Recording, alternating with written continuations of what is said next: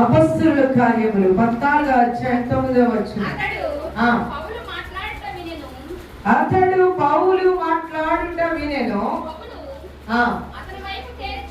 పౌలు అతని వైపు తేరి చూచి స్వస్థత పొందుటకు విశ్వాసముండెనని గ్రహించి. ఆమేన్, హల్లెలూయా. వాక్యమును ఆమేన్గా చెప్పుచు బైబిల్లో చూస్తూ దేవుని స్తుతిద్దాం. అతడు పౌలు మాట్లాడుట వినెను. పౌలు అతని వైపు తేరి చూచి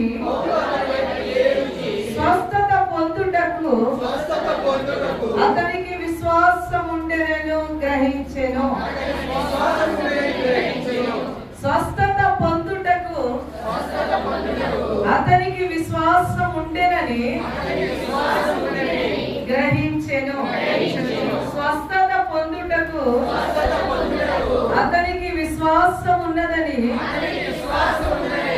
గ్రహించెను. ఆమేన్, హల్లెలూయా. అలాంటి వాక్యం నీకు అర్థమై వాక్యం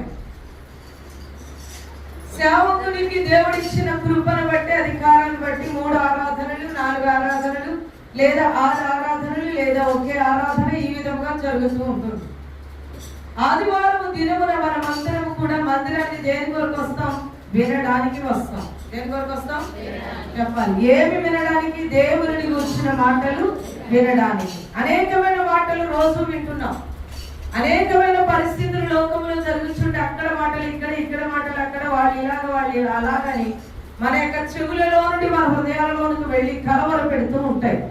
వాటిని ప్రక్కన బట్టి ఈ రోజు కొంచెం మనశ్శాంతి కొరకు వారంతా కష్టపడి గజిబిజి గలిబిలి కలిగినటువంటి ఆ యొక్క ట్రాఫిక్ లో వెళుతూ సమాజం మధ్య ఉంటూ ఒక ఆదివారం దేవుడు మనకి ఇచ్చిన ఈ ప్రశస్తమైన సమయంలో ఇంటి దగ్గర కూర్చుని ఎంజాయ్ చేసే కన్నా దేవుని సన్నిధిలో కష్టపడి ఇష్టపడి దేవుని ఆరాధించి దేవుని వాక్యము చేత బలపరచబడి దేవుని ఆరాధించాలని మనం వస్తూ ఉంటాము. హల్లెలూయా.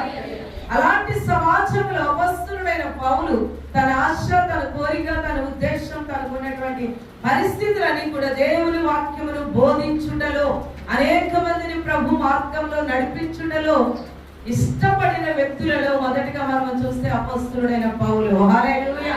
ఆయన ఎక్కడికి వెళ్ళినా తన డ్యూటీ మానేవాడు కాదు. ఈ రోజు మన జీవితంలో మనం ఎక్కడికి వెళ్ళినా దేవుడు మనకి ఇచ్చిన పని మనం చేసినప్పుడు దేవుడు మనల్ని బహుగా దీవిస్తాడు. హల్లెలూయా.